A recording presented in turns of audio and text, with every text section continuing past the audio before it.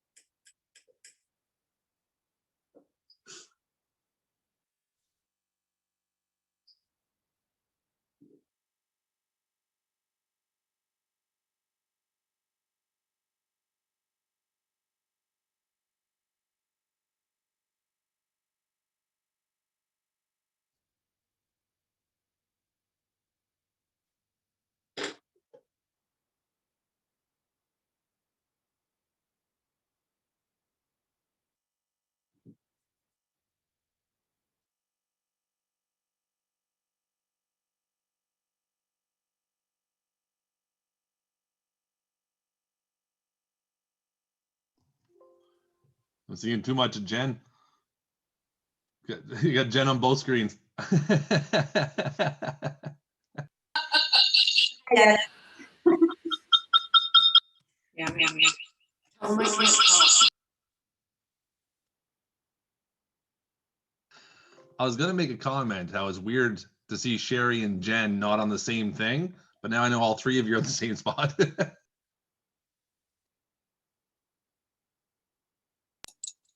Actually, Dennis.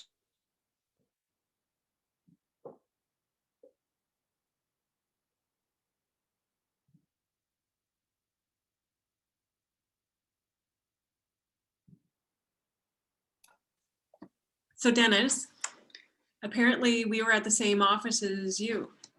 You left, and now we're sitting here at Yonge Street. Yeah, I would have been there. I was gonna stick around, like I'll just do it at home. That would have been kind of funny. I know, it would have been like our little tutoring reunion happening. There's Jessica, so awesome. Hey, everybody. So we're doing it this way. This is really cool. Let's do it this way. Okay. I just learned how to do a cloud CMA. Oh, well, that's good. That's awesome. So it's good because I actually am working on a listing right now. Oh, you're lucky. No, it does not. It feel. I mean, yes, it's great, but no. Look what my learning curve stress should have been and amped it. Yes, well, I've only been at this a month and not a lot has gone on for me because I haven't done any really lead generation. I've just been trying to learn and there's a lot. It's a lot. I don't know how people do it, have kids. I got 2 dogs, a cat, a husband, and I already want to go crazy. I think a lot of learning situational as you find like somebody asks something, you're like, okay.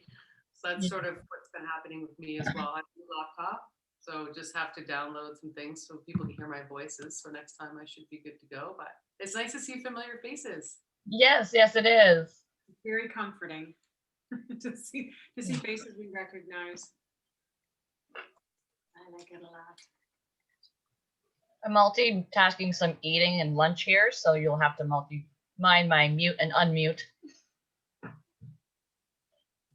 This is all good. Yeah. I liked your post, Dennis. That was very cool. Yeah. I stole some from a few people. I stole a little bit from Jen, and then I stole some from Andrew and off of one of his LinkedIn things. And yeah, thanks. That's what we're supposed to do, right? That's what Just starting. Yeah, got to steal everything I can. Yeah, That's perfect. that's good. That's great. Oh my gosh.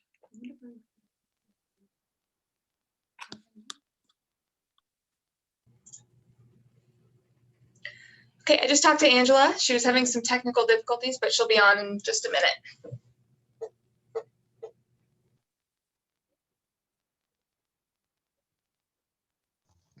Well, while we're waiting, I got a question for everybody. Just talking to my photographer, and she was wondering about these signs, if they need to be extracted or if they can send it in with the white background, and along with if there's sizing, if they're supposed to be a certain size, or if it's just good to go. Anybody know? I'm waiting for Aaron to get back to me. All right, thanks. Totally Sorry. over here. I missed the beginning of your question, Dennis. Can you repeat that? So I have my pictures done, and the picture for the actual sign, the for sale sign, do I have to extract myself from it, or is it okay to be with the white background? And what size should it be to be sent over for it? And then kind of the same questions, but for the card. Are you using Erin's guy that she uses? No one told me about anybody else. So I just used my own, which is Elemental Photos. So that's why Oh, she's okay. asking exactly what is it how they would like to have it.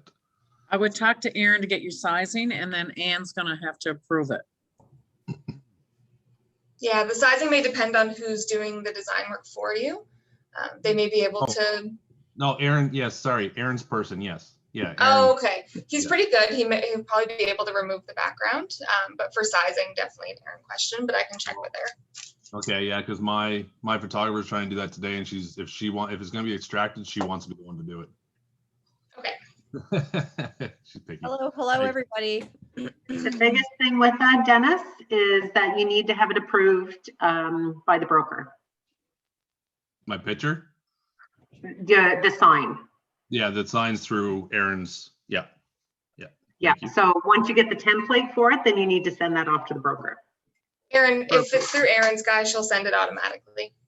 Yeah, Yeah. it's just the, yeah. Okay. Yeah. I got you. Just to make sure you don't have to do it again. Thank you. You're welcome. Hi, Janice.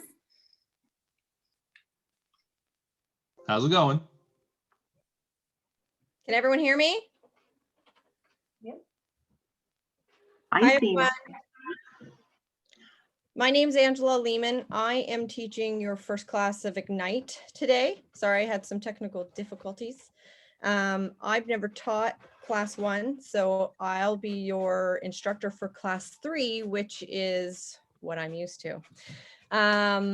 So bear with me. Today is all about, what is Ignite?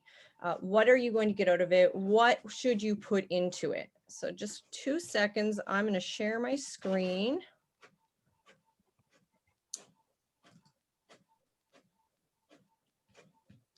And however I am today, I guarantee I'll be better on session 3. Can you guys see that? Yep. And we usually do this in person. So teaching it through Zoom is going to be a little different. So is this a different one than the one Colin would have given us, I guess? Angela, if you go to your bottom right-hand corner, you should be able to expand that and then just flip through your screens. That's it, right there. Let's see. Here, if I can. No, I think I'm going to have. It's, if you go over to the left more, just on the other side of your negative, the next one, Can you guys hear those beeps? right there. That should do it. There you go. I'm going to have my Facebook popping in all this whole session. That's not going to be good.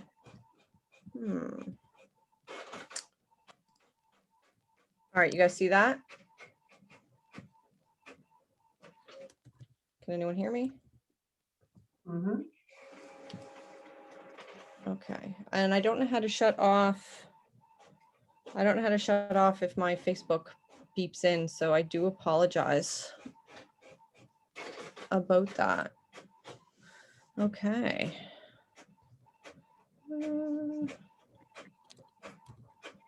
I will say I do enjoy doing this in person more than doing Zoom.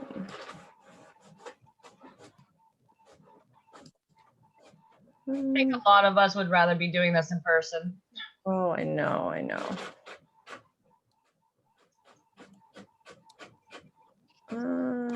Just 1 second. I don't know how to get, okay, 1 second, I'll be right back.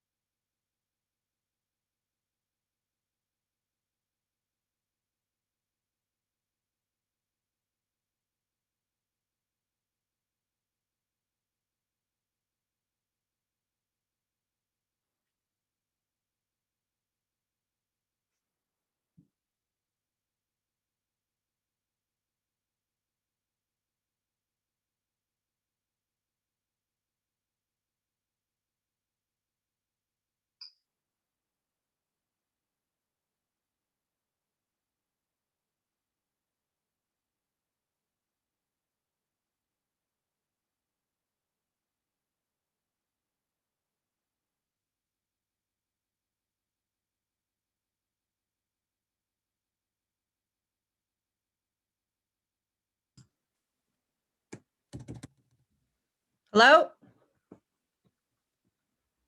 Can you guys hear me? I'm not hearing anything. Yep. Oh, there we're back. Sorry, guys, having issues on my end. Okay, we're good to go. Let's try sharing that screen again. All right. No, going the wrong way. There we go. All right, well, welcome to Ignite. So over the next, I think it's 12 weeks, you guys will be going through many different things that are going to ignite your career forward. I believe we have, I'm just looking at everybody, I think we have some new people on who have never done Ignite, and I see a few familiar faces as well. We do encourage you to keep your camera on. We do encourage you to participate. That would be absolutely wonderful. And don't mind what you look like. We, we all are sitting at home doing our best with our beauty, right? So everyone can see my Ignite screen, or have I lost it? It's difficult to have everyone up and participating. Yes, and we can. Read my screen. Let's see if I can get this smaller. Nope, that's not what I want to do. I swear to God, I'm much better than this usually. Okay, let's see if I can, do I have to use my mouse? Okay, so ignite your business. Again, session 1 is just going to be a lot of, what is this about? Why are we doing this? And asking yourself a lot of questions about your business and what you're doing in it. This is a session that is put on from, KW University, and everybody that is teaching it are, for the most part, I believe, agents in KW who are here to give, a little bit of their expertise on, how to propel your business forward. I keep doing it wrong. My thing's backwards, so I keep hitting the wrong one. So, what is Ignite? It's, you have to get, for Ignite, you have to get your head in the game. A lot of people, some people will come on here and they'll, for the most part, just kind of watch and listen to what is being said. But the whole point of this is to really get involved. They're going, this course is going to want you to participate. It wants you to contact people. It wants you to, send notes, etc. So to get the most out of this, get your note cards ready, get your phones ready, that sort of thing. Because over the next 12 weeks, if you just sit and kind of, listen to what's happening, as great as that is, listening to a seminar is a lot different than digging in and actually doing something with it. When you do that and you're actually making those calls during call time, and then after the fact, you will essentially get business from watching, having these courses taught. So that's my, my recommendation to you is, participate in all 12 of these, and I think there's 12, all 12 of these Ignite sessions, and really put yourself, forward in what you're doing.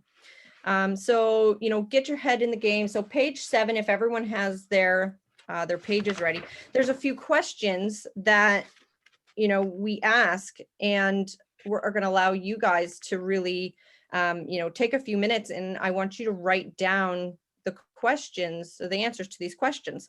So if everyone wants to turn to page 7, question number 1 is, have you achieved the financial goals in your career so far, and why or why not?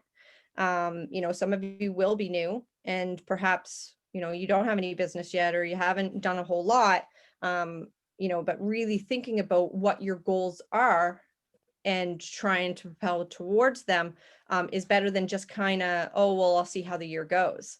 When you make a goal, you're more, you could probably get to that goal a lot better than if you just kind of say, well, I'll see how it goes.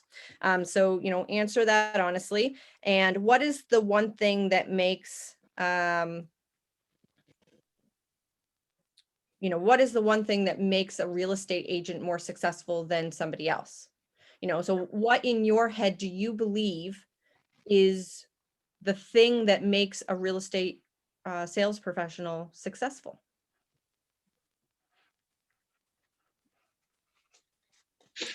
The next one, why don't all sales representatives do this item?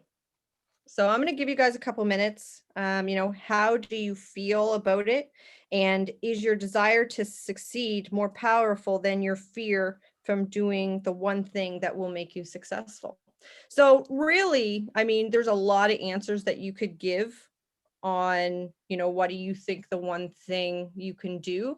You know, I'm going to give you guys a couple seconds to kind of write these down, and then we'll talk about them. There really is one answer to what makes a real estate agent professional successful, but I kind of want to let you guys get into the headspace. So I'm going to give you a couple minutes just to do that and write that answer in, and then we'll open it up and see what everyone believes. Okay.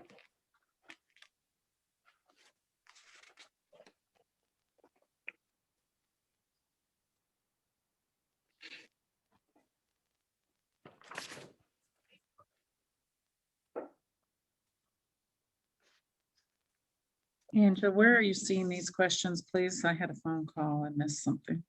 Oh, they're like, on what- page what- 7. Is that What? Chelsea? Sorry, Yeah, page 7. because we have, the one we have is called labs. This is a different one. So I printed off what we were given like from Colin. Oh. Nope, you should have the Ignite Your Business. We have like the Ignite Elementals toolkit, and it's from it's makes sense to you. Like it says labs at the top. It's Ignite, but it's labs at the top. Interesting. So maybe we didn't realize it was a different Ignite. Yeah, Janice. Yeah, What so I have is Guide to Buying a Home, Buyer Needs, and like, does everybody have the same thing? Ignite Toolkit. There's the one, two. So Yeah. Chelsea, have you received the email for today's email for your registration? It will have like a student folder. If you go to that folder, yeah, I'm sure we can find the right one. I think we just all kind of assumed this was the same Ignite. So the one we printed off last week yeah. from Colin is not the right one we're doing today. So I think we're just kind of caught behind A the little curve. So lost. we have nothing to write down because we're gonna have That's to write okay. down on our scribblers now. All right, then I will say it a little slower and give you guys an opportunity. So question 1 is, have you achieved your financial goal so far in your career? Why or why not? Chelsea, I found it. I'm going to forward it to you. Yeah, like the actual, And I believe yeah, I have a the copy digital as well. copy, but I printed out what Colin gave us. So I think that's why we're Yeah, I did too. confused. I think we're, so this is the one that we usually do in Halifax. I guess I wasn't aware that there's different ones. So I do We weren't- apologize. And again, I don't usually teach session 1, but I jumped in because we didn't have someone. So I usually teach session 3, but I guess session 3 is going to be different regardless. So that may be something we'll tell KW management, is to make sure everybody's on the same page and doing the Yeah, same. like I see it on my screen here. I just saying, like, for us, we're not actually in a booklet anymore now. So we're just kind of looking at our screen. Yeah, it definitely makes it a little bit more difficult. Yeah. And I think I switched, no, again. Am I on the right I one? felt like an idiot, but I had to ask. No, no worries. Like I said, I'm bumbling through this as well. So we, it's always good. It's like day 1, right? Day 1's always messy. Thanks, Angela. Okay, what about day 30 or 40 or? Okay, well, I always say we fall forward. So Okay. at least when you're falling, if you're going forward, then I mean, I do feel better than I have. I feel like things are coming together.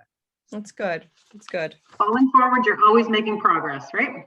Right, You're right. right. You're right. And just remember, when we fall, it just means that it's taught us something.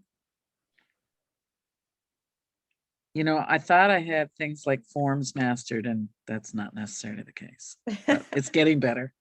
Well, and I will say that when I came, we thought we were fantastic. And when we came to KW and, KW's compared to the brokerage I was at, KW is a lot more compliant.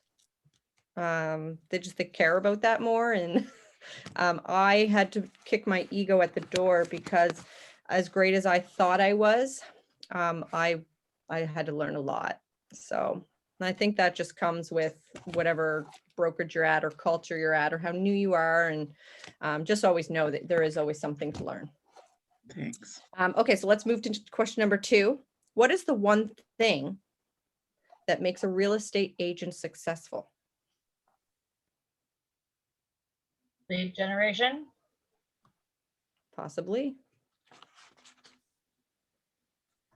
I guess I'll start on this side and say Sure. that it's about, I guess, being consistent, I guess. And also setting long and short-term goals for yourself, like have a strategy in place, make sure you book time off, look at your schedule and make sure you make time for always lead generation and maybe calling with clients and a nice mix of learning as well. Mhm. By setting short and long-term goals, that helps you to achieve those and make sure that you set realistic goals and things like that. And I guess it's activity driven. That's just a little bit that I have to say So about. that was a lot. What do you think out of all of that? Which they were all good and all correct. Absolutely. I'm like, I don't think she's new. What do you believe out of everything that you had? What was the one? My thing would be setting personal goals for myself, daily, monthly. That's your one thing That would that be makes you more successful than, let's say, the next agent? for me. Okay. Anybody else? For me, it would be activity for sure. Just making sure you're active. All right. Anybody else want to give it a shout? Oh, Having a good 411. Now you, go ahead, Zena. I would say a routine. So like a regimented routine. So every day from this time to this time, I'm lead generation. Every day from this time to this time, I'm doing this. So routine. okay. So what I heard was lead generation. Yes. That's your one thing. That's the one thing. Everything else absolutely will make you a successful agent. But the one thing that essentially, if we do all the great things and we have the routines and, we make sure that we're scheduling time for ourselves, but we don't lead gen, then you have nothing. Lead gen is the number one thing that will make you successful when the other agents are not.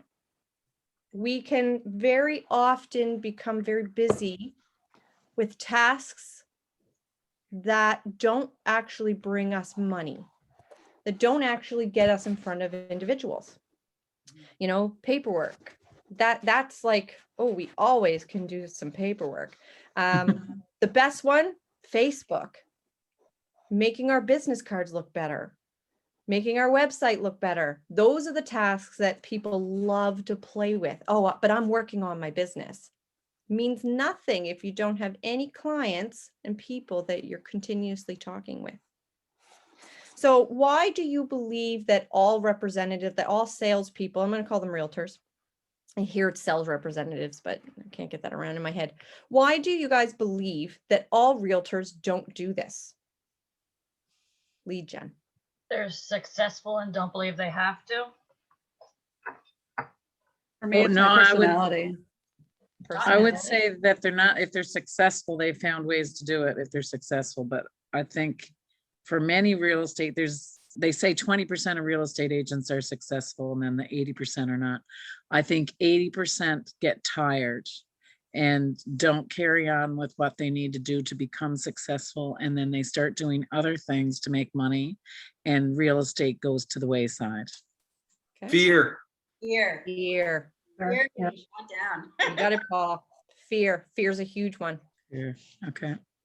How do you guys feel? So, and you know what, sometimes it's not, sometimes it is fear, and sometimes, people do get tired, and, and it's hard. That's probably the number one reason. It's hard, and that's probably why there is fear. And that's probably why people do get tired. The people who have become successful, they don't lead gen maybe the same way as people who just start out. Or maybe it's become so second, nature that we've learned to lead gen without actually lead gen. Does that make sense? Because, when you first start out, lead gen is like this daunting task. It's this extremely hard thing. And then if you are not disciplined, which comes into, and do I have names up here? Everyone should put their names on so that I know who you are. For the people who, you do need discipline. You do need those scheduled time blocks where, you do it. And it is best in the morning. You can do it at other times during the day, but just a little bit of a recommendation that if you are doing it first thing in the morning and you get all your lead gen done, then what happens is throughout the day, people are starting to answer you back, and not everyone. But that's kind of how how your day goes. You do your lead gen in the morning, you let the people start to, interact with you throughout the day. And for some people it'll be right away, and some people will be in the afternoon, and for some people it'll be late at night. But they interact with you. If you do your lead gen the other way, then you're moving it into the next day. Like, you're always losing a day. So my team, I always recommend you do it first thing in the morning. If you're a little bit of a night owl and you like to do it at night, there's nothing wrong with that. It's just going to move your day a little bit. I always tell them, do a little bit in the morning and then also do it at night. But get yourself on a routine, because lead gen is the thing that will make you successful. So how do you guys feel about, the fact that if you don't lead gen, you will not be as successful? Some people, they will get their sphere of influence, but that can only go so far. And even your sphere of influence, you're still doing lead gen. So I guess that's what I mean by, as you become more successful and you do get tired and you do hit a certain level, sometimes lead gen is not what it used to be. It becomes second nature, because what you're doing is a lot of people will lean on their sphere of influence, but they're still in contact. So do you guys feel that sounds correct? I think if you rely too heavily on your sphere of influence, you'll just year after year you'll hit a ceiling, and then you'll get comfortable being around a sphere of influence. But if you're lead generating it outside of, that's when you're going to get to the next plateau, right? And that's exactly it. Exactly. You can only lean on your sphere of influence for so long. And it really depends on what level. And that brings us to our, the first question. Have you achieved your financial goals through your career so far? And so, if you've said, yes, actually, I have achieved those. So, you have two things you have to say to yourself. Okay, well, do I want to go that level up? Or do I kind of like where I am? Well, as long as, you're achieving your goal, I guess, it really depends. I assume you guys are all here, so you want that next level, and everyone's going to have a different level, but that's why we're here. So essentially, is your desire to succeed more powerful than your fear of doing the one thing that will make you successful? So for some of you, you are doing lead gen. Maybe if you want that next level, that next step of success, maybe you need to kick that into gear a little bit more. Say, what am I not doing? What is the things, what in lead gen, maybe I'm not putting enough to it. Maybe I'm not being as disciplined as I should be. So I don't reach up to my that's fear. awesome. I don't know what to say. What? I don't reach to my fear. Like I touch them digitally a lot, but like calling them, I don't, because I just don't know what to say other than me again. You need to practice it, and you'll get better at it. So your steps are going to be very important. And you really gotta come from a sincerity. You always have to think, what am I giving? Because when you make that phone call, if you're on that phone call to say, I need a lead, you don't know what to say to your person, because essentially you're saying to yourself, I just need you to buy a house. So what is it that you're going to give them? That's what you have to start thinking about. Sometimes it's just check in to see how they're doing. You can't do that every month, right? So you have to come up with other ways. You know, maybe it's a, you know, I just wanted you to know interest rates are down. You know, did you know in your area the homes are selling for this amount? There's a million different ways. And you know, throughout the 12 classes of Ignite, everyone's going to go through that. Okay. But if they're just your sphere and they don't care about real estate, and you're really just kind of using them to get business from people they know, they don't care what their market's doing because they're not in the market. Right. Well, and sometimes they are and sometimes they aren't. I believe that everyone's in the market. Every single person. And I was surprised when I took the course that so many people don't own a home. But I think every single person has a desire to own a home and desires real estate in some regard. So it's of interest to everybody. So if you can remember that, just have a conversation and just make it relaxed. And sometimes it's not about real estate. Sometimes when you're checking in with your sphere of influence, you are literally just checking in. Yeah, you're just having a conversation about whatever, how you know them. You want to stay top of mind, essentially.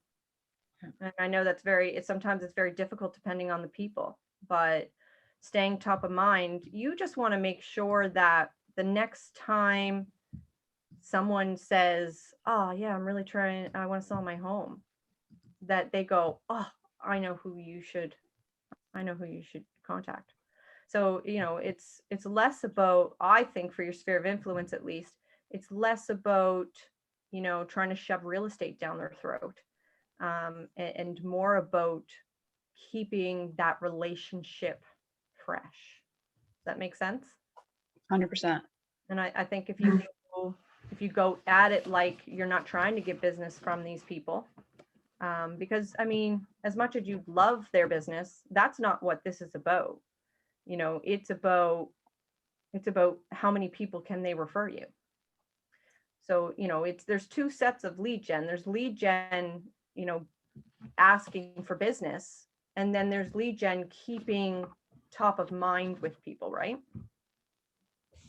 That makes sense. Okay, so you guys are in business.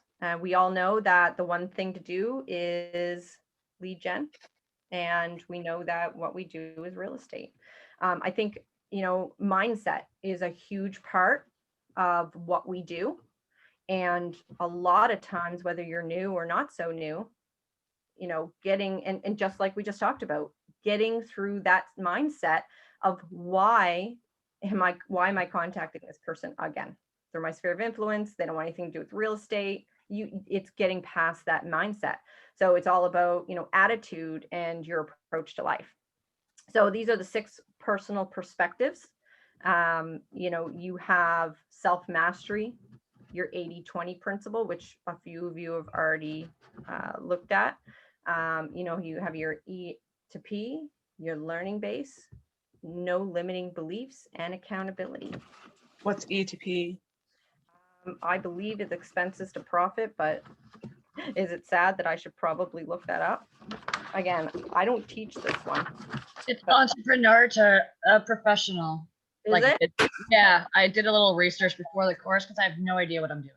It's entrepreneur or purposeful. That's the word, sorry. Here, E to P. Are always looking for the purposeful way. By doing this, they break through the ceiling of their natural behavior. So what's the E part? Entrepreneurial. Entrepreneurial to purposeful. Again, I do apologize. I don't usually do class 1. My class is all about where to get buyer leads and how to work with them. You're doing great. I'm sorry. Okay, so self-mastery. So commit to self-mastery. It's when you commit to achieve that you know what your goals are, you know what your strengths and your weaknesses are, and how you're going to work with both your strengths and your weaknesses to seek and master the necessary knowledge, skills, and habits to reach your goal. All right, so know thyself. I personally You know, I have a lot of anxiety. When I first started, I actually didn't know I had anxiety.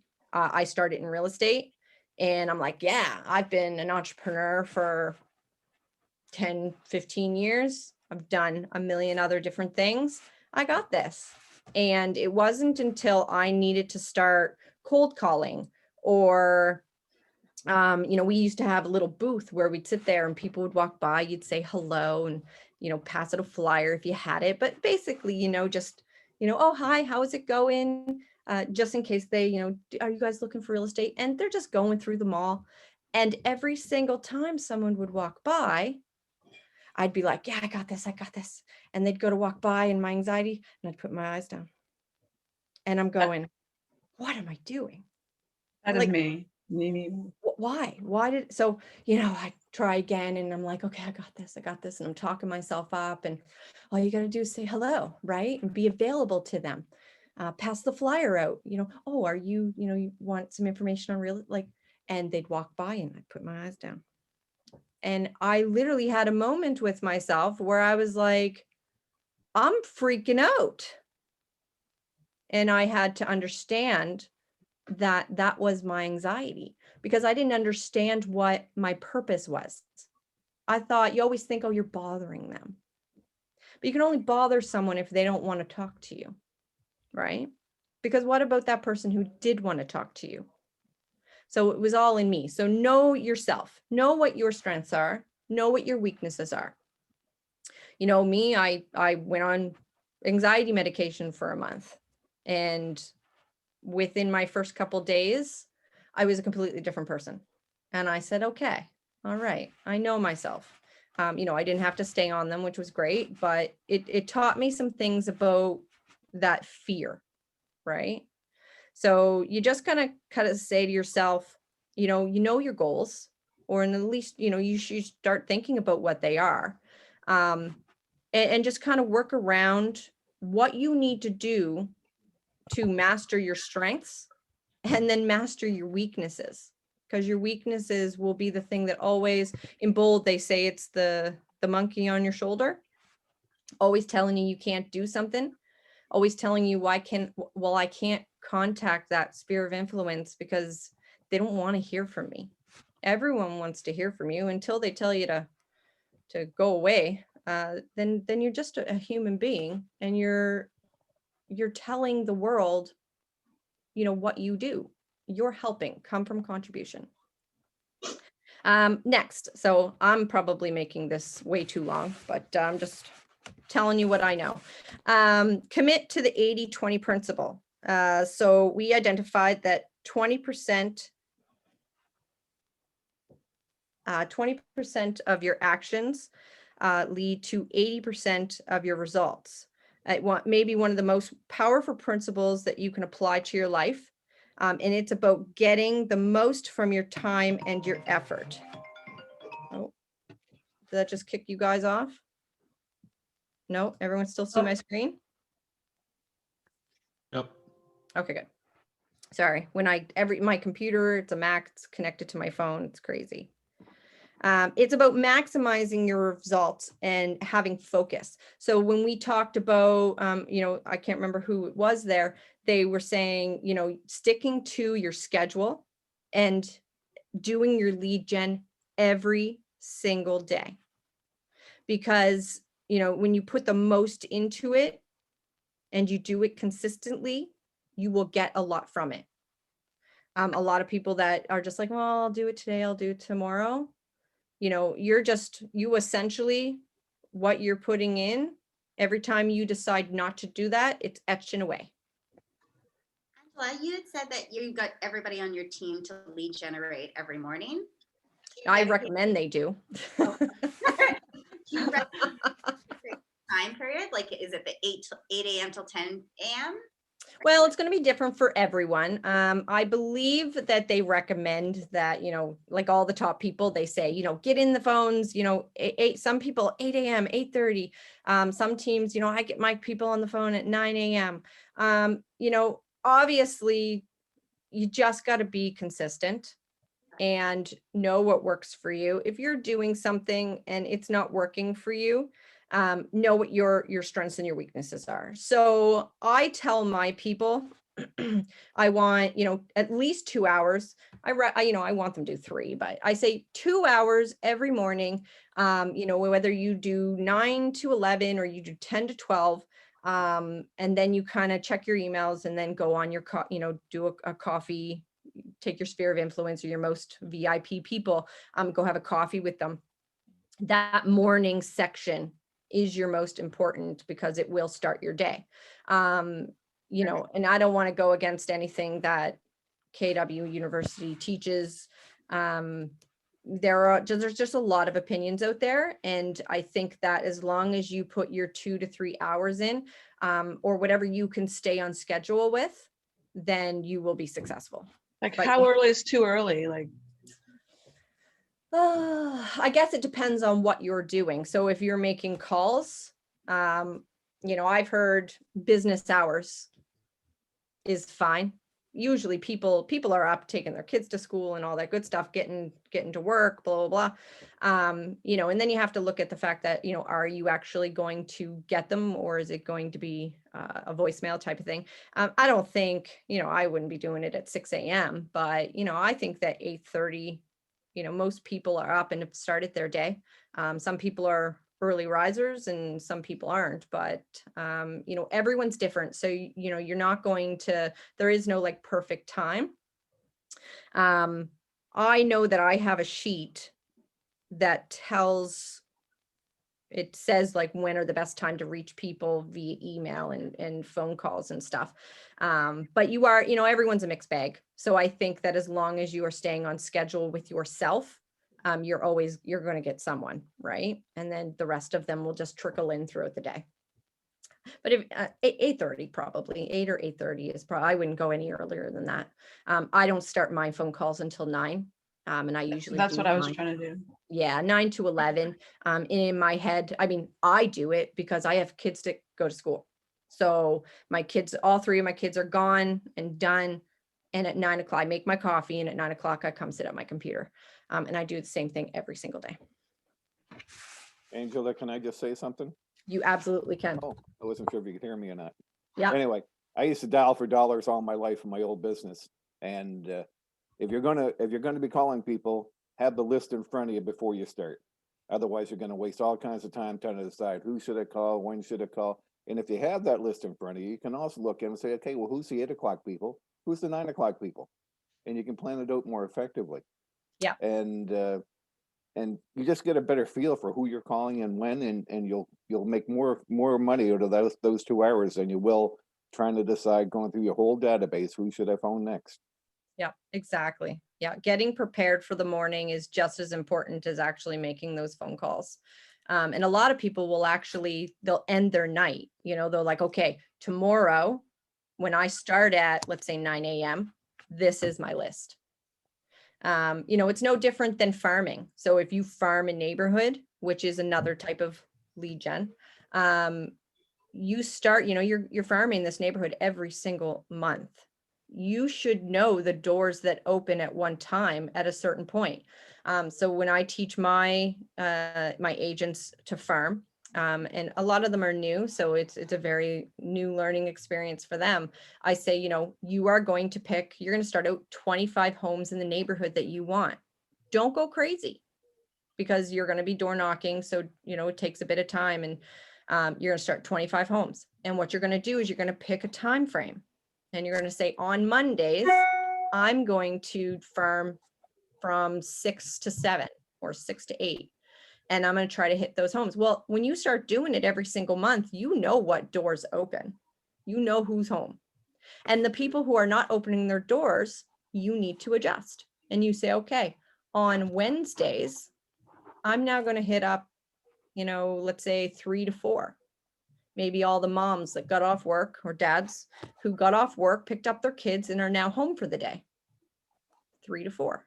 Right? So you got to think it out. And it's the same thing with lead gen. It is know who you're going to call. You should do that the night before. Get yourself prepared. Wake up in the morning. Start your list. Same thing with farming. Know your 25 homes. And when you can successfully do those 25 homes every single month, then move up to 50. But make sure that, you know, you're keeping on schedule and that you get into a mindset that comes right back to mindset. You have mindset, you have an attitude, and you have an approach to life. And all of those things have to kind of be working with it, or you're not going to lead gen properly. You know, you're not going to door knock properly, because I've seen it. I've felt it. You go in, you're like, I got this, got your little postcards. I'm going to do my neighborhood. And you get to the fourth door who either didn't answer or didn't want your postcard. And you're like walking the street and you don't even want to walk up to the next door. Mindset. You think you're bothering people. You're not. You only bother those who say you're bothering me. Otherwise, you're just calling. It makes no difference. All right. It's in us. It's 100% within us, not within them. So try to, you know, I guess your mission with this is to try to change your mindset. You are here to help people. The people that don't want help, they don't have to take it. You know, the people who do, you'll be right there for when they're ready. And that's another thing I want to say is, you know, the approach that you give to this is, it's not about, you know, you reaching out once and then they go, absolutely, I'm going to sell my house and buy one. And I got 3 or 4 people for you. That's not going to happen. If it does, I mean, that's awesome. But that's not going to happen. Every person you contact, you're just giving them some knowledge. And some people will ignore you, and that's okay.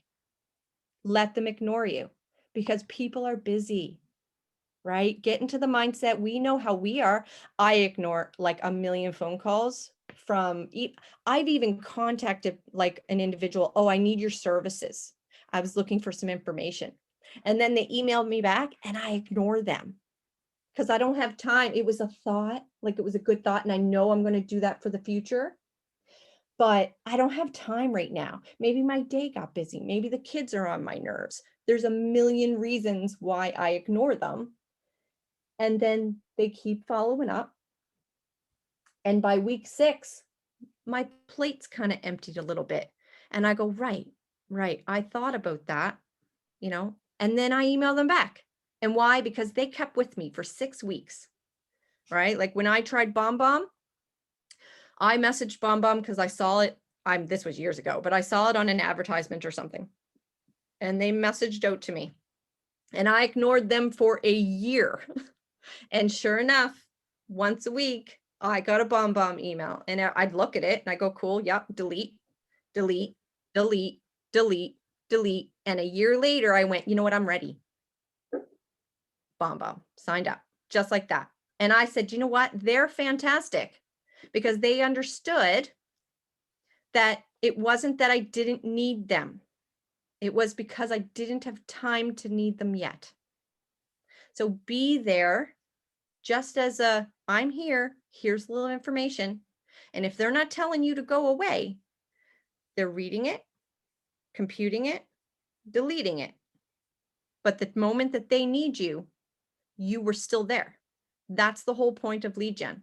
Getting in front of people and being there for when they're ready to need you.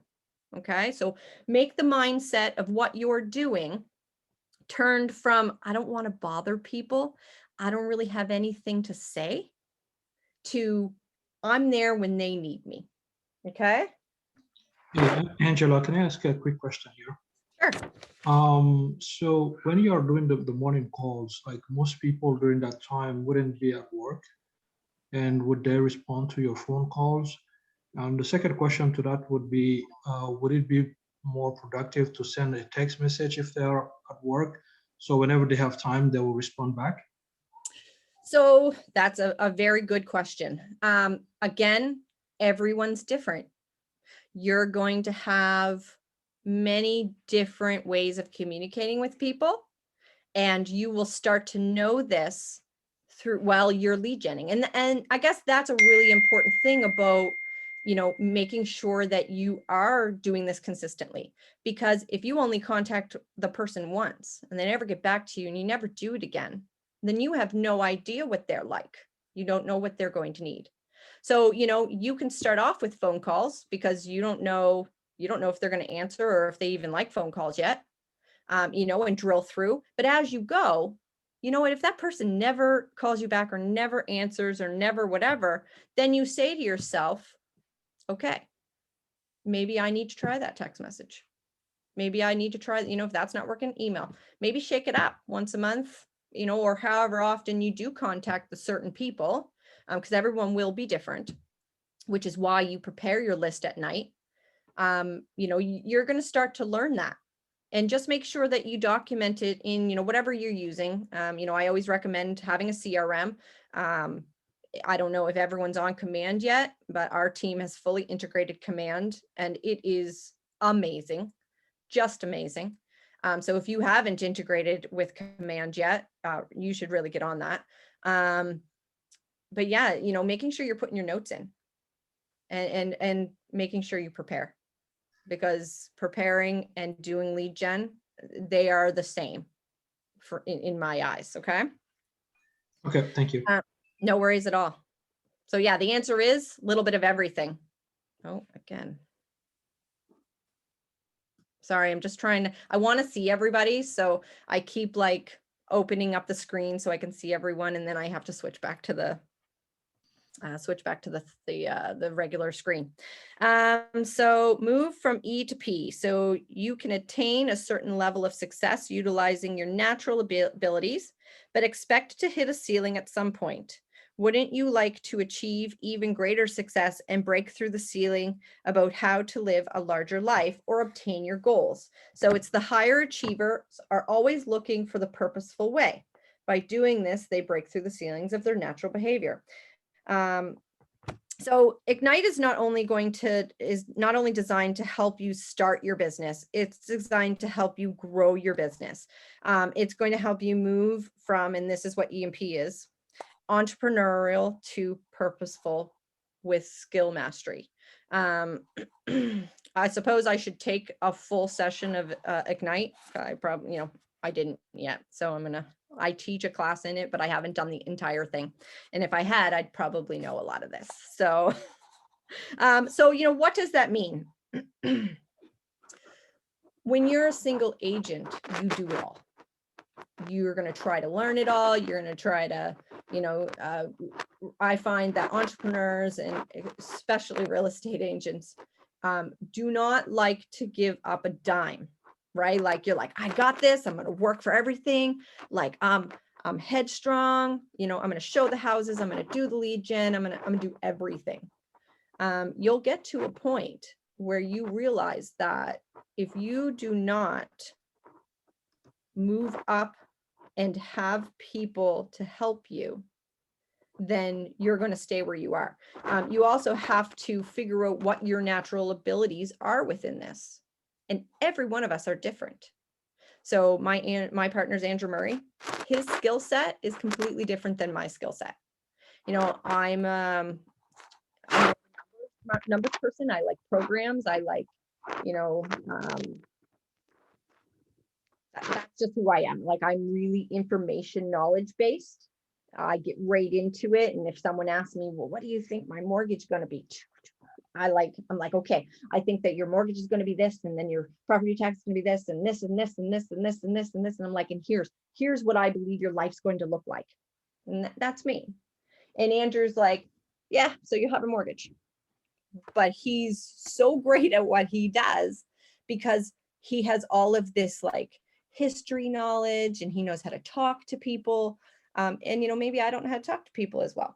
We both do very, very well in this business. He just has a completely different skill set. So figure out, and it goes back to know thyself. Figure out what your skill set is. What are you really good at? Run with it. What are you not good at? And you have two options. You can say, okay, I might not be good at that, but I'm going to have a really good mindset and a good attitude and a good approach to life to say, I either get help, or maybe I take some more courses to learn how to do that. Maybe I do some affirmations to get past the fear of what I can't do. And affirmations are a great thing. Anyone who hasn't taken Bold, It's a great program, and it teaches you all about affirmations. Talk to yourself, say it out loud what you need.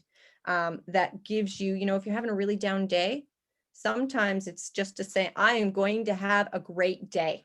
I don't care if it's crappy. I'm going to have a great day. And an affirmation, it makes our brains have like positive mumbo jumbo going on in there, and it will bring your attitude up. Learning based. You need to be learning based in your in your action plan. So learning based individual, and it's kind of sounds self-explanatory. It's an individual who has made the decision to effective learning as the foundation piece for the action plan to develop their life. We take a real estate course. We learn how, basically you learn the legal of real estate, some forms, but that's probably about it. Learning. And sometimes learning is going to be, learning like what we're doing here at Ignite. Everything we do in our business, you need to learn, you're going to be learning things new. So, this is just the start of your learning based business. Keller Williams Realty offers so much learning potential for anyone who's new. You just go on to the KW University, and if you don't know where that is, ask one of your agent services. So in our office, it's Aaron. I'm not sure in the other offices, but there is so much there. If you have even a thing in your head, you're like, geez, I kind of want to learn, maybe how do I hire an assistant? They got that. Like, you could, anything you want, you think of it, it's on there. And it's not just from KW University, it's from all the agents all over the world. So, whether it's Ignite or Bold or every other program, that Keller Williams puts on, there's a million things for learning out there. Remove your limiting beliefs. So we talked a little bit about that before. Your limiting beliefs are, let's go back to this sphere of influence thing, just because, it's a huge thing. Feeling like you are bothering someone, or, ooh, I shouldn't, they don't want to know real estate. The high achievers remove the belief of thinking that holds them back. So in order for you to successfully develop at a high level, you need to clear your mind of things that are limiting beliefs. So I want to open it up, and I want to hear what you guys believe are limiting beliefs, the things that are going to hold you back from being successful. Angela? Yes. Hi.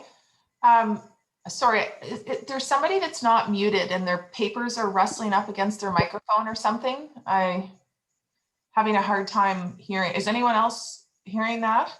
I think it's Angela. It's me. Oh, okay. My bad. Sorry. Okay. I got my papers laying on my, and it must be near my mic. So I'm sorry. I should have picked up a little while ago. It's cutting you out a little bit. Thank you. No, thank you. I appreciate that. No soup for you. Yeah, for me. Okay, so did everyone hear that last? You know what? I don't even notice it. I find she's fine. I don't know. Well, that's good. Okay, so I took my papers away. So for anyone who didn't hear that, we're talking about limiting beliefs. What are the things that, successful people delete from, I guess, their mindset, or what are the limiting beliefs that you believe will hold you back in your business if you don't push forward through those? Thinking people don't want you to call them. Absolutely. I personally make some money. Jessica, what was that? Can't hear you, Jessica. No. Anybody else? Like currently, oh, sorry. Can you hear me now? Yes. Well, she's muted now. Okay. Anybody else?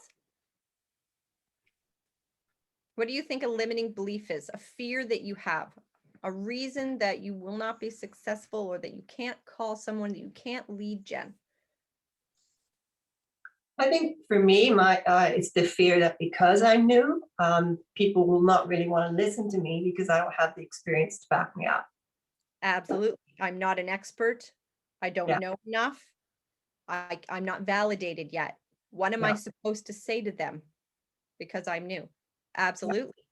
Which, and you know what? That, how do you think you can get rid of that limiting belief? Just Experience. educating myself and trying to get as much experience as possible.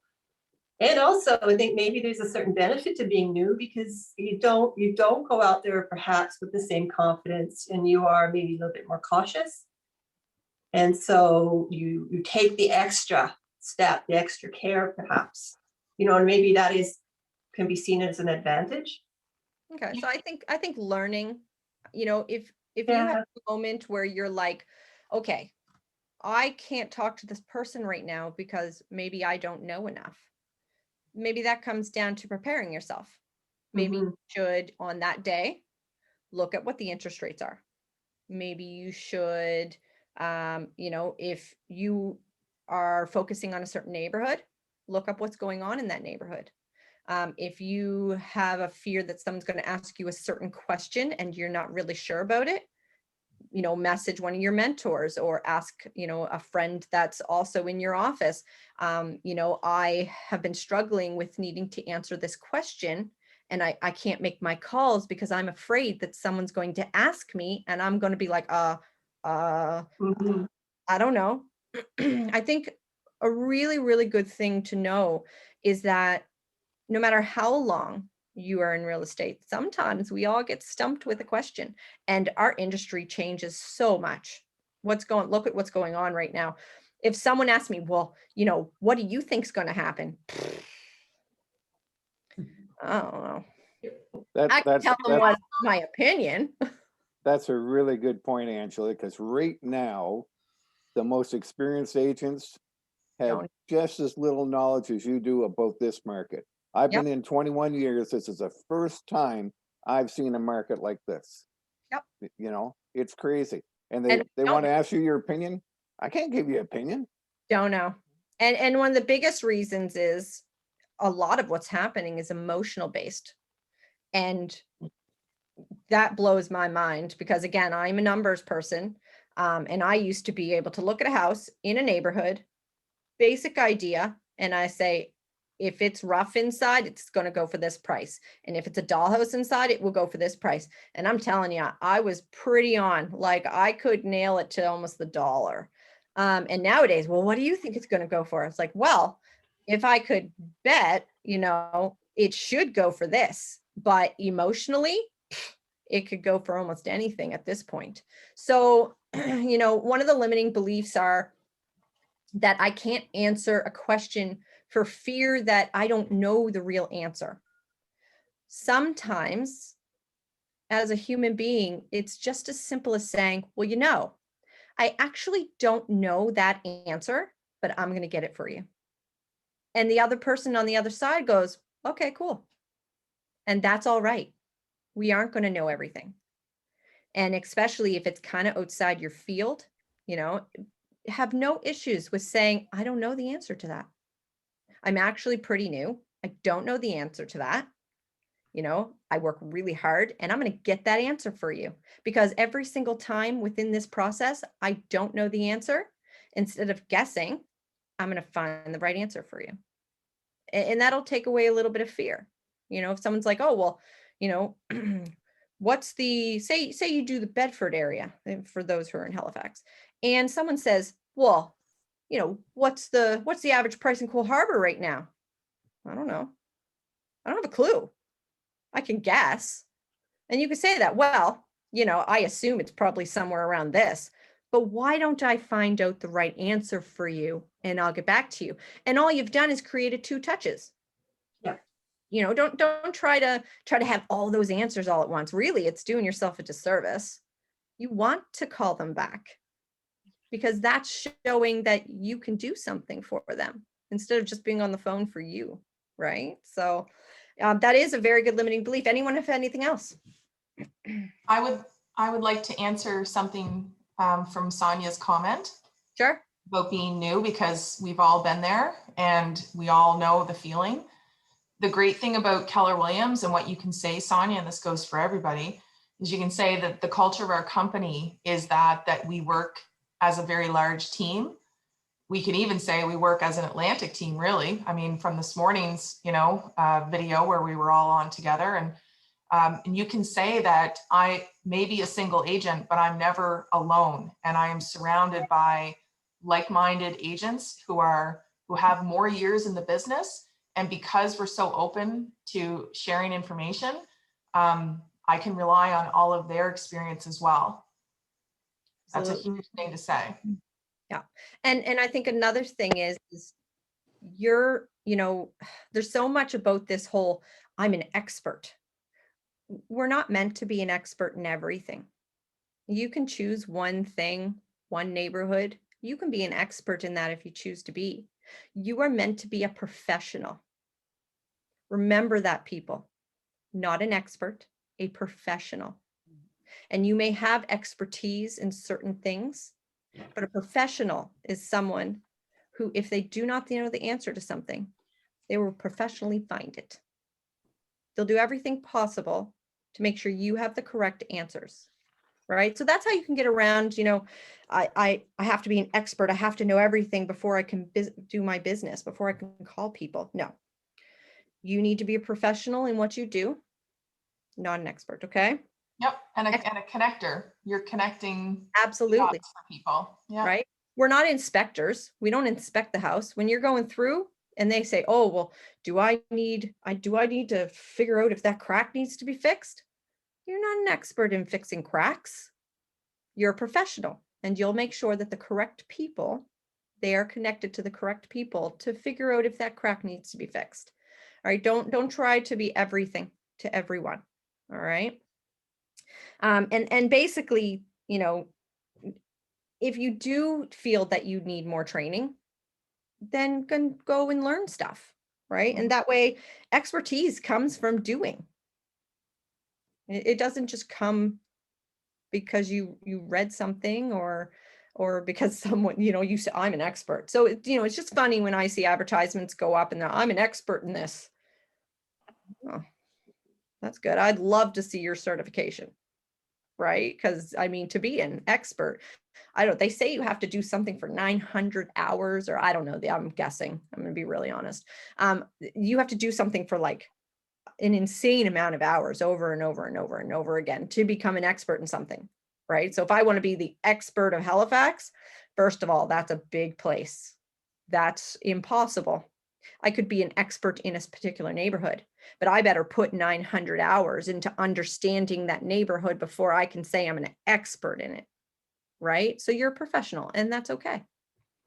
And then it might change the next week, Angela. It might change the day after. Yes, so one thing, can I just add a comment to that? Absolutely, Janice. So previous to real estate, I was in healthcare, and you would have an expert in healthcare, but they always pulled in other professions. They were always saying, I'm not really sure about that. Let me check. And they would be checking their books. They'd be checking the internet. They'd be doing research in addition to what they already knew and added to their knowledge base. But they would never give you an answer where they were trying to fake their way through it. Yeah. Right. So we expect that from our healthcare professionals, from our legal counsel, from all of these other professions in our day-to-day life. So we should be confident to be able to deal with it the same way, knowing we don't have all the answers, but we certainly know where to go to get them. Yeah, absolutely. And even when, myself, I know a lot, and sometimes someone will ask me a question and I know the answer to it, but my mind always says, and I bounce it off either management or, some of the other team leads or Andrew. I'm bouncing things off Andrew all the time. I'll be like, Andrew, this came up, and, how do you believe you see this? And he's like, the answer to this. And I'm like, yeah, I want to pick your brain for a minute. All right. So someone who's too sure of themselves, you should be with your clients, don't get me wrong. But at the same time, always know that there's nothing wrong with asking that question or putting them to the people that they need be. Because sometimes if you pretend you're too sure of yourself. You could say something that's incorrect. And I don't know about you guys, but I would 100% rather ask that question and be sure of myself than just try to pretend my way through it and end up getting yourself in deep water, right? Okay, so another one that, comes up in limiting belief is I can't be successful yet. I need to invest a lot of money into my business to kickstart my career. All right. I hear a lot of people who believe that they need billboards and the best websites and they have to look fantastic and that they can't lead gen yet until they got all that stuff. Right. What do you guys believe? What do you guys think about that? I can't be a professional yet, or I can't lead gen yet until everything looks great. I was guilty of it. Who is it? Chelsea. I was guilty of it. Yeah, it's hard, isn't it? It's hard. It goes with part one. Like, I'm not an expert yet, so I wanted to look like an expert because I wasn't. Right. You wanted to look so fantastic that the people would just fall on you. Well, not only that, but like you want them to think you know what you're doing until you do actually know what you're doing. Absolutely. And what do you believe now that you've been longer? Sorry? What do you believe now that you've been in longer? I think Charlotte said it last week, just like she didn't even bother with any of that stuff. It's just more about like actually talking to people, which I struggle with. So we all know that. Difficult. I also struggle with it. Yeah. I always tell people that I'm what is it? Introverted social butterfly. Yes, that's me. I love to socialize and I'm goofy AF with everybody I know. It's people I don't that I struggle with. Absolutely. So you have to get out of that limiting belief of why. Why do you believe that you can't talk to people? Sorry, guys. I told you I don't know how to shut that off. So yeah, it does not take a lot of money. It actually takes no money whatsoever to kickstart your business. Because a lot of people, oh, I need all that money. I need to look the part before I can lead gen. No, you just need to pick up a phone. That's absolutely it. You just need to reach out and it costs nothing. I mean, you need to have a phone plan, but that's supposed to be something then. I lied. So another limiting belief, because I'm in the business will just come to me. I don't need to devote 3 hours a day to lead gen. I'm going to lean on my sphere of influence. Oh, I have a hand up. How's that work? Who's this? Nobody has their names on, so I do apologize. It was me earlier. I'm fine. Oh, okay, so I can, oh, there we go. Awesome. You just said nobody has their names on. Everybody has their names displayed. Really? Really, there's something on your settings that you don't have displayed. Everybody has their names there. Some people, like there's some people. Every single person has a name on it attached. Oh, I wonder how I fix that because it's been very difficult not seeing who. The people who are off screen, I can see them. Isn't that interesting? But you can't see them if their picture's up? Yeah, if their picture's up, I can't see it. Oh. Weird. Well, I can't see settings when we're in the middle of it. You might have to go to your settings when you end it. I got to scroll over people, but the only two people that I'm seeing, oh, I can only see it when you guys talk. So Joanne, you're talking, if I put my mouse over it, I can see you. See it. But if That's weird. Anyone because else, I see everybody's all the time. Well, I'm sending you my PC guy because he could set you up different. Anyway, I told Gavin gave him your number. Okay, so because I'm in the business, it'll come naturally to me. People believe that. People truly believe that. And I think it was, who was it? Mike, maybe? Mike, was that you? Yeah. A sphere of influence, yeah, for sure. Yeah, you cannot lean on your sphere of influence. You get a couple one-offs, and some people do better than others. It's great. It gets some momentum going. Absolutely, absolutely. But you need to lead them. Yeah, it gets the momentum going for sure, right? Yeah, and it gets people excited. Sorry. Yeah, he's cut. Is he cutting in for you guys or in and out, or is it just me? Yeah, he's No, cutting he's in and cutting out. Cutting in and out. So yeah, a lot of what happens is Pay your bill, Mike. their sphere of influence starts them, and they just got into the business, and so people want to help out, and they get a couple under their belt, and they get excited. Oh, this real estate thing is awesome, and for some people it's 1, and for some people it's 8, and they thought they had a fantastic year, and then year 2 rolls around or 6 months in, and you got nothing, and the people are like, oh, well, I don't really need to do anything. It'll still keep coming to me. It will not. It won't. Every once in a while it'll trickle, but the people will forget you. There'll be a million people that forget you. Family members, some team members, even myself. Sometimes they'll go and a cousin will buy a house without you, and it pops up on Facebook, and I'm like, what just happened?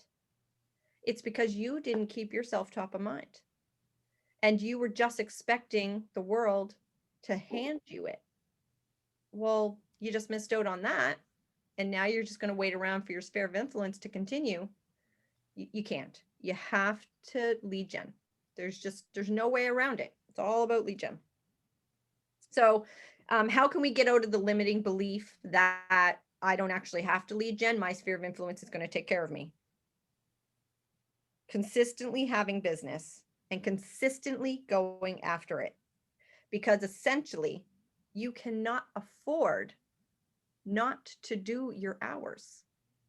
You can't afford it, because a lot of people be like, oh, well, I didn't make a whole lot. No, actually, it's not about what you didn't, it's not about, oh, well, I did 1 deal this month, I guess there's no business.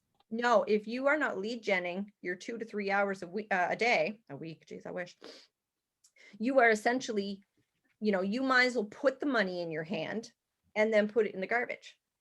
So is this 7 days a week doing this? No, of course not. You have to work on your own schedule. As you become more successful, that will change for you. But I do recommend at least 5 days a week, just like you'd go. You have to think about it. This is your job. Would you go to work working your 9 to 5 in the office for, whoever your boss is, and come to work and go, I'm not going to work today? Knowing when to put it to bed is like, because I was a 9 to 5 IT person, so this is way different than my world. So it's like knowing when to put it to bed and actually sit down and not do anything real estate. Yeah. Because I feel like I'm always sitting at my computer, but am I getting anywhere? No. You need to schedule your day, make it purposeful. You need to know when you're going to lead gen, when you're going to go on appointments, when you're going to do the other things in real estate, working on your business, when you're going to work on deals, when you're going to show homes, and when you're going to shut off. And if you don't schedule your life, just like if you worked a 9 to 5, because the great part about 9 to 5ers are someone else schedules your life for you. You are required to go to work from 9 to 5. And you can shut it off when you leave. Yeah. Because when you're done at 5, you're like, peace, done. I don't want to think about that place until tomorrow, right? But when you're self-employed, you can't. And we always want to work. Because we just, so it's funny. A lot of us will work all day, not have a life, hardly spend time with our children. And I'm guilty. I will say that I like to work. So sometimes during my free time, I'll come in and I'll work. So it's sick. It's a sick thing. I know. I'm sorry, but know thyself. But it's about scheduling your time. But you have to lead gen. You can't afford not to, essentially. So throughout Ignite, you're going to learn how to combat those limiting beliefs. All right. So part of the program, some of it's how to find business. Some of it's how to find listings. How to talk to people, what are limiting beliefs, how to get rid of those limiting beliefs. The whole program, all 12 weeks, takes you all through it on how to get rid of that stuff and how to be successful. So the next one, be accountable. Accountability is first and foremost an attitude and an approach. Don't believe it's anything else. Just like when we want to lose weight, when we want to eat healthier, we want to spend more time with our spouses, our children. You know, you have to be accountable to yourself. And no one else can do it. You know, nobody else can choose for you to spend more time with people or choose for you to be accountable, because we all know how not to be accountable. We all know how to click on Facebook and just scroll for an hour and a half, and then you wake up and go, what have I just done? All been there. Work on the things that you enjoy, but not the things that are actually going to make you money. All been there. So you have to be accountable. So everything you have to be able to say, everything in my life is a result of my choices and my actions. And yes, we do have things that come up that are harder, things in life. I have a special needs 13-year-old. I have, well, he's almost 20, almost 20, that, he has metabolic disorder and he has had issues his whole life. Knock on wood, my almost 5-year-old, nothing but a little ADHD. No one can tell me life's hard. All right. I could give you some stories you'll just go, wow. But it's our choices. I took, when I first got into real estate, they asked me, we want you to write your goal on a piece of paper. How much money would it take for your life to be better?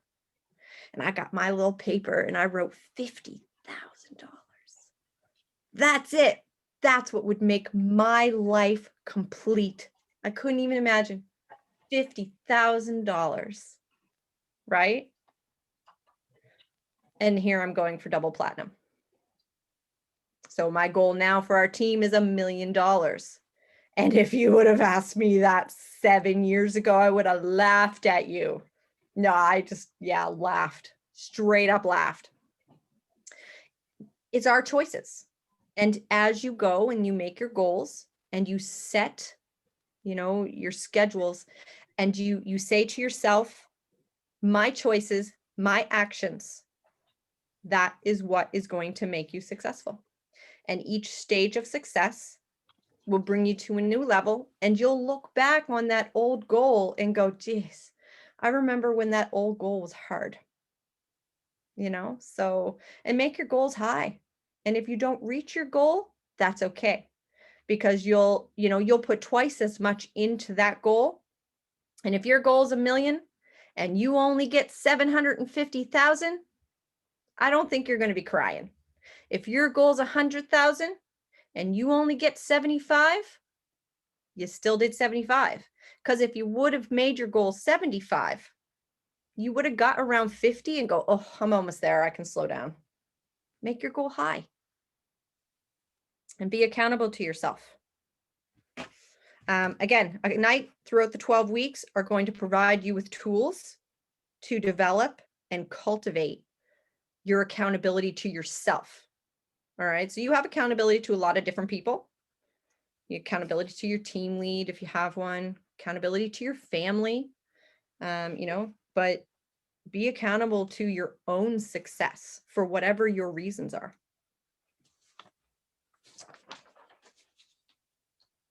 I hope I'm staying on goal. All right. So get the most out of this experience. So I talked about that a little bit. And I appreciate everyone being real kind to me as I basically just look at the notes and tell you, what I believe. This has been helping me very much. I hope you know that. I'm very glad. I tend to not, I'm one of those people that kind of look at something and then run with it. So I just hope everyone's getting as much out from it than I can give them.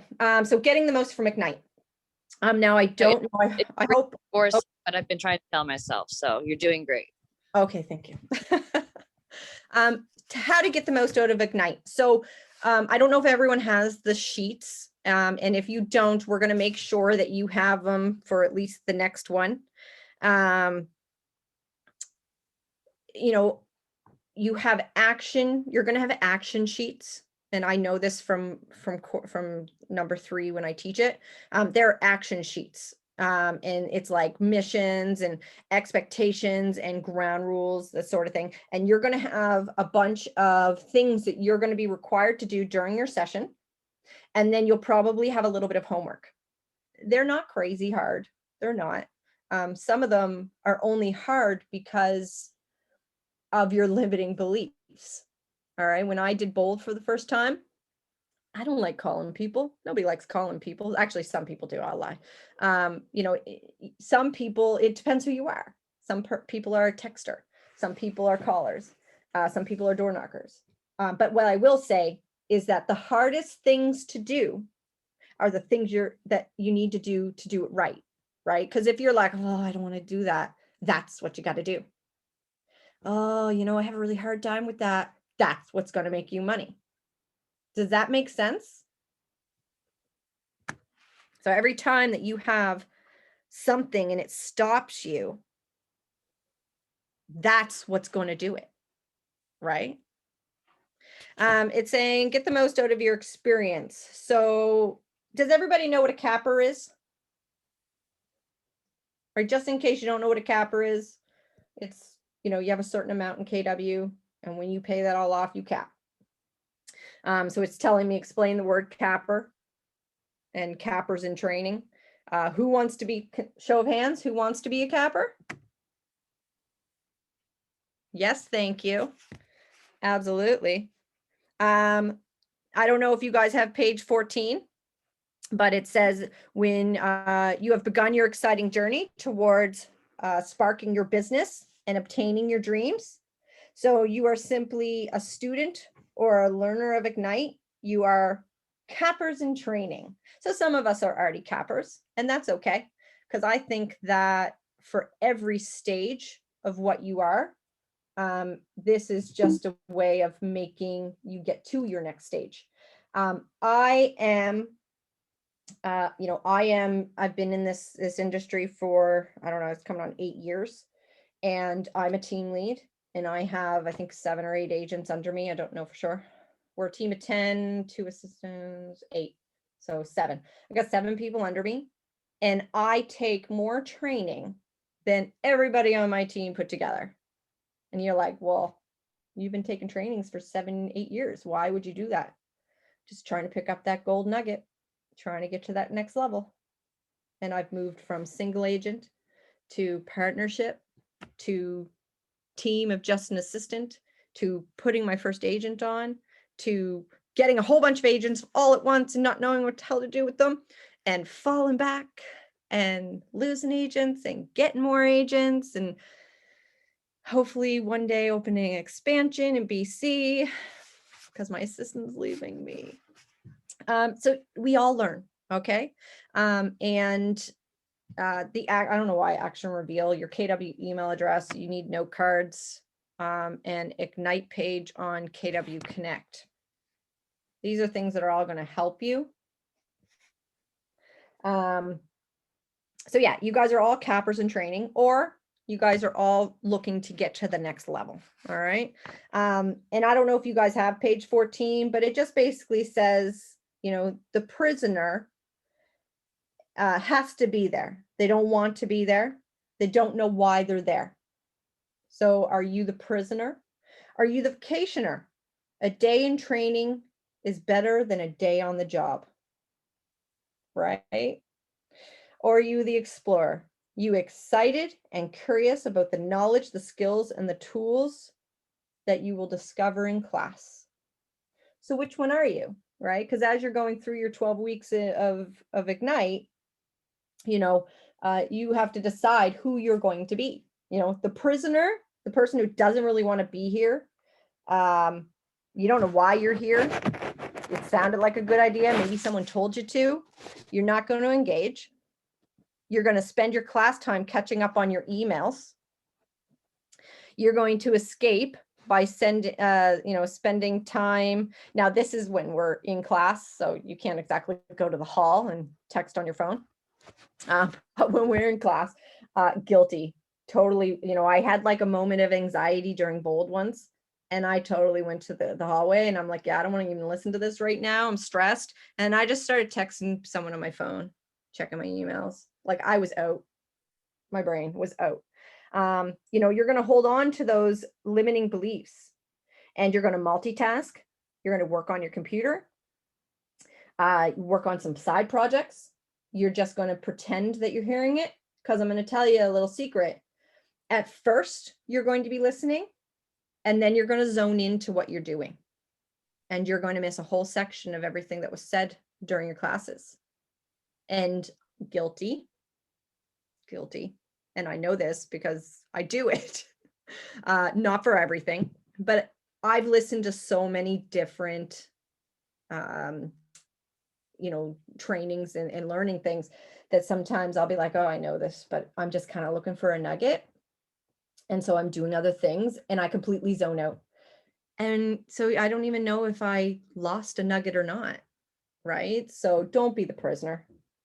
And I don't think anyone would do this, but it says picks fights with the trainers and stuff like that. But you guys are all wonderful people and you're not going to do that. So just be the explorer. So you have a choice. You can be the prisoner into these 12 weeks. You can be the vacationer, or you can be the explorer. Okay, we're all done that. Essentially, you're going to have your sheet that you need to do every time you go to your Ignite. You're going to have a mission every day, and it's just a mission statement.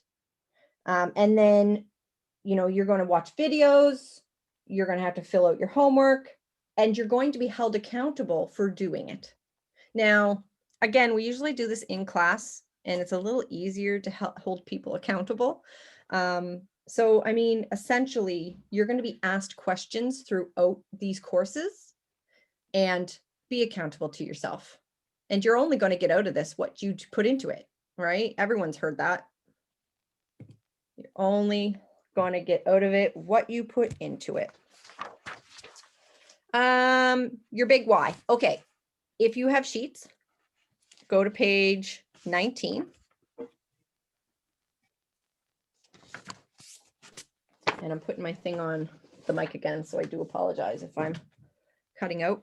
It's a bad habit. Okay, why we've been doing this, I did download it to my drive, but where are the sheets? Because I've downloaded mission 1, and I definitely don't have page 19. 19. I think she's talking about in session 1, page 19. Yes. Okay. Yes, page session 1. There's session and then there's go further down, scroll down, because they've got all the missions, and then they have the session. Second section. Yeah. Perfect. Thanks, everybody.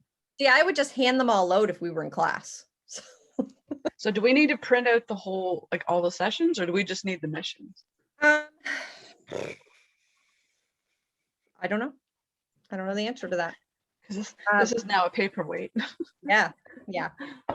I don't know. I think that it's important for you to write on it. Again, I usually do this in class, so I usually hand out what everyone needs, or like, and they just write into it. So I do apologize. I don't 100% know what you guys kind of have in front of you, or what parts of it. It's always good to print it out so you can read it later, if you're a textile person. If not, I suppose you could just put it on your screen. Chelsea, I think what you have is good.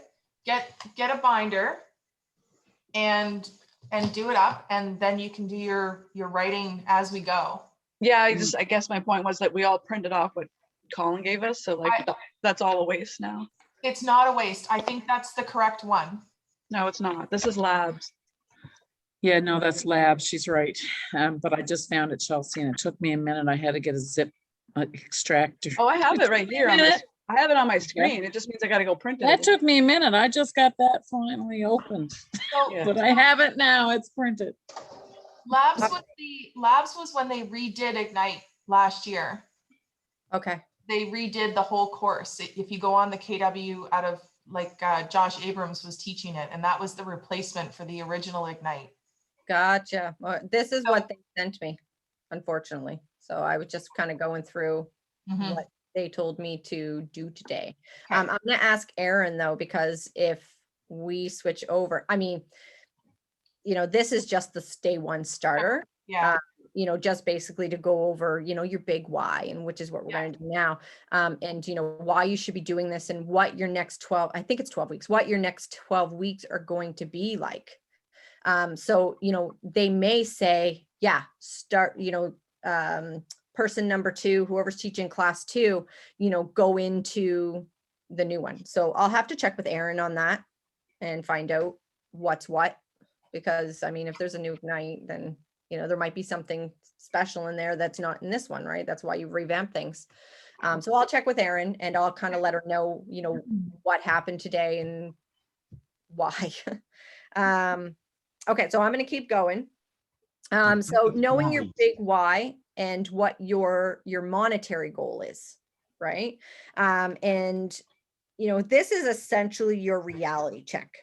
You need to get down to the bottom of the reasons why you're doing this. So everyone's going to have a different reason. And, you need to be brutally honest with yourself. Anyone who wants to share, feel free. You are not, I'm not requiring you to share why the brutal honesty of why you're doing this. But if you want to take a couple minutes to write down your big why, it's not only mindset and attitude, it's your passion. What stirs your soul?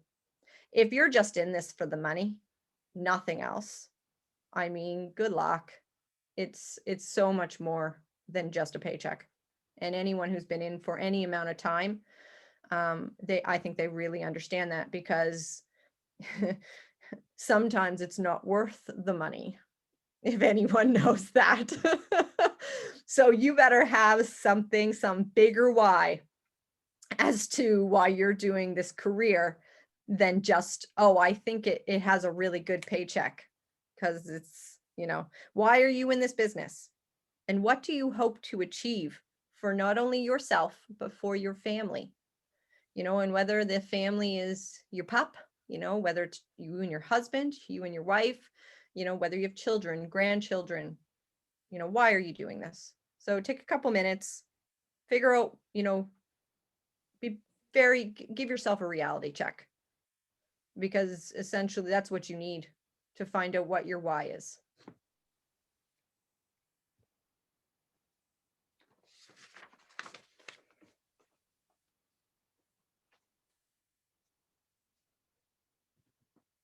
And at any point, if anyone wants to share, I'm always willing to hear it. I'll share, but my printer's printing off 70 pages of stuff. So you might hear the printer in the background, so my apologies. I took real estate in my 20s, but my husband wasn't very supportive, and I didn't take the course, and of course I didn't pass because I was just trying to do something on my own. And anyway, I just avoided. I worked for the government for many years and then had a dog business. And I got into publishing 3 years ago.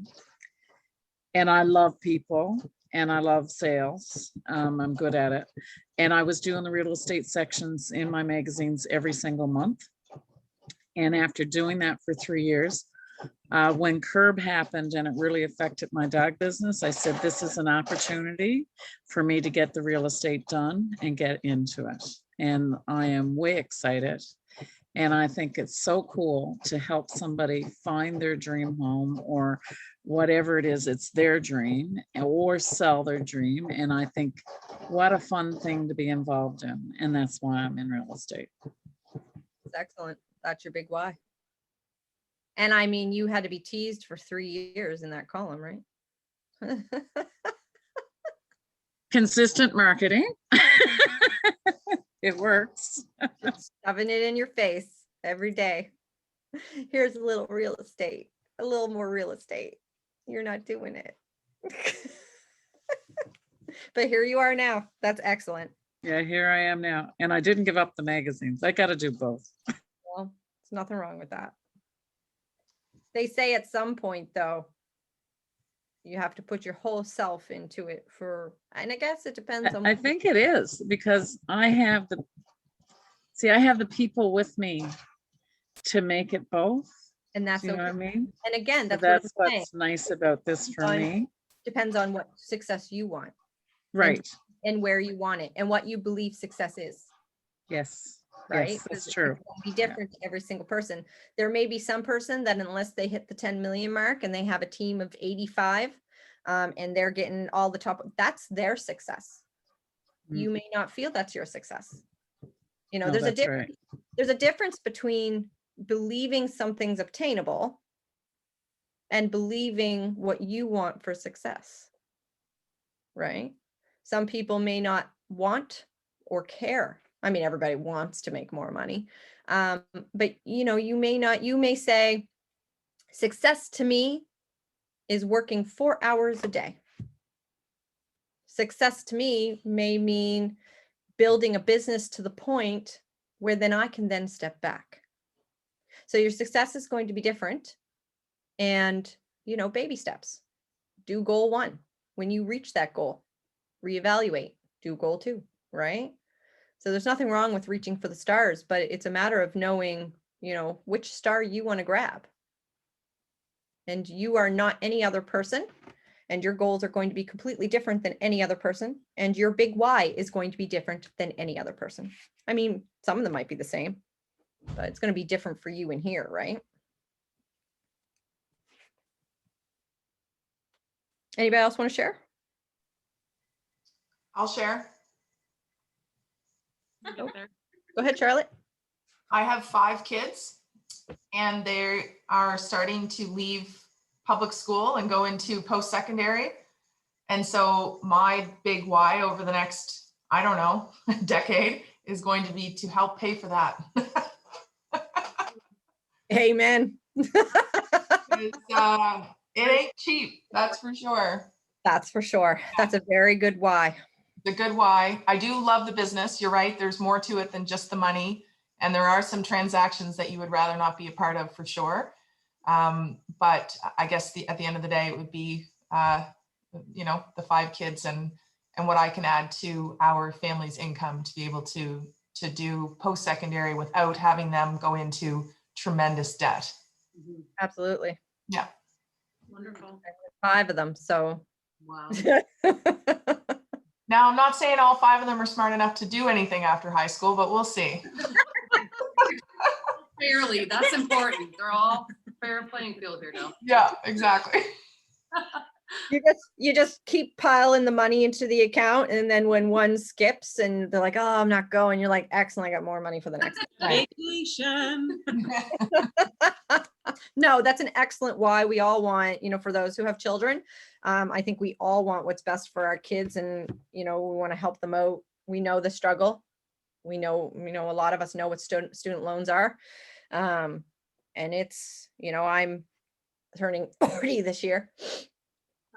And, yeah, and you know, I'm down to my last $2,000 of my student loans.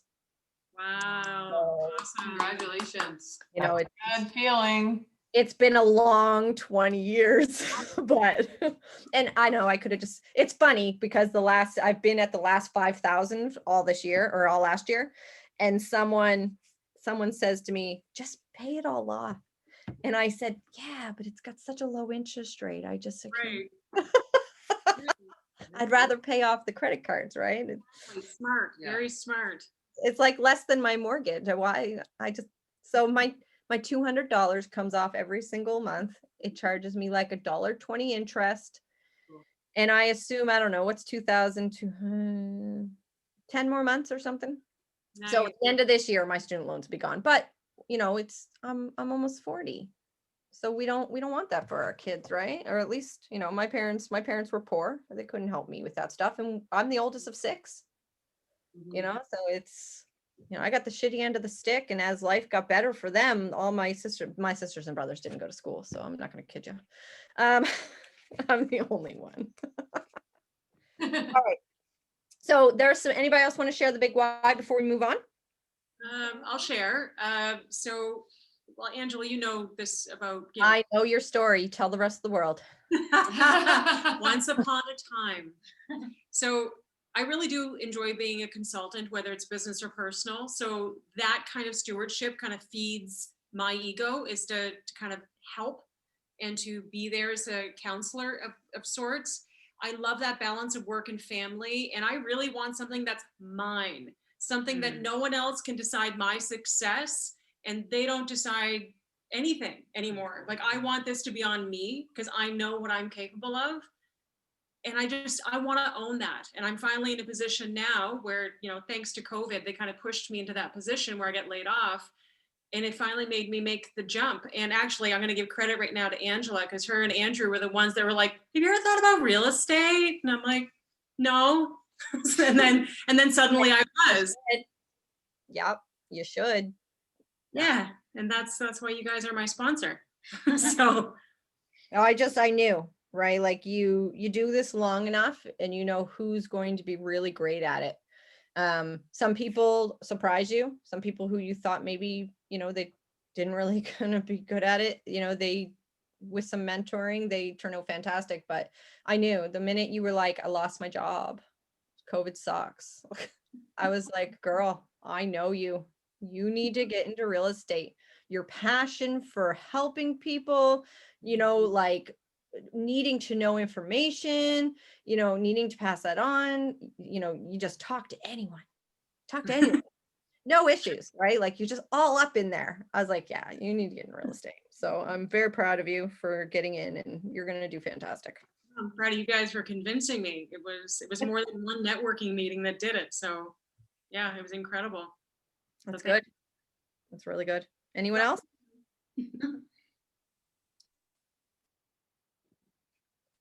Okay, so I want everyone to write down the date 12 months from now. What are we on? What's today? I don't know the day. April 12th. April 12th. All right, we're going to write down April 12th, 2022. That's a scary number. Now, imagine this. Your business is thriving, and your life is everything you dreamed it to be. Your customers are raving about their experiences and the value you provide, and thinking of you when they have real estate needs. Your family and friends are so proud of your success and are constantly referring business your way. You're helping others live their dreams of owning a home because you are focused on helping them get what they desire. You are building the foundation and the momentum for your entire career, and you're gaining relationships and experiences and the income that you desire to do all of it. You are the top sales representative in your market center, or you are the rookie of the year if you're new. You're posed to hire a part-time assistant to handle your 80% while you take care of the 20% that grows your business. You are on the path to build a career worth having, a business worth owning, and a life worth living. Your next 12 weeks are going to bring you down the path of whichever part of that you want and are going to achieve. Okay, so we talked about your big why. What is your driving motivation? So the why or the goal for the career in real estate. So your big why is a lot of this, but what is the driving motivation? The one thing. Okay, I want you to write that down. I want you to write down, what will achieving your goal mean for you? So some of us are big why. Oh, I'm doing this for my family. It's a very good big why. But what's going to drive you there? What is it going to mean to you? Because thinking about our big why, I want to do it for my kids. You know, I want to retire and not have to worry about where, you know, CPP is not much. I hate, you know, anyone who has gotten that far, starting to get it, or anyone who's, you know, thinking about their future. CPP is a joke. You know, maybe it's retirement. So what will achieving your goal mean for you? In what ways will this change your life?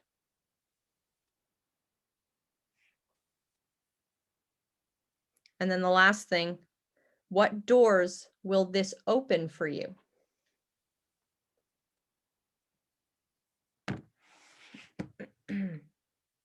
My big why. Why did I get into real estate? My special needs boy, who is now 13, the first 5 years of our life was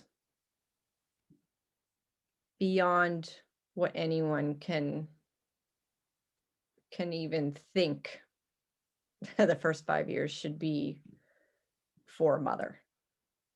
Just so extreme, so wound. He was so difficult and so out of control that it looked like he had Tourette's because he couldn't get a sentence out. It was, you know, if he wanted a cookie, it was, can't go. It was, you know, harming other children because he thought it was okay to clothesline someone while they were walking by. You know, it would be nothing for me to walk in the room and get something hurled at my head. At 2, picked up a cinder block and chucked it at my 1.5-year-old niece.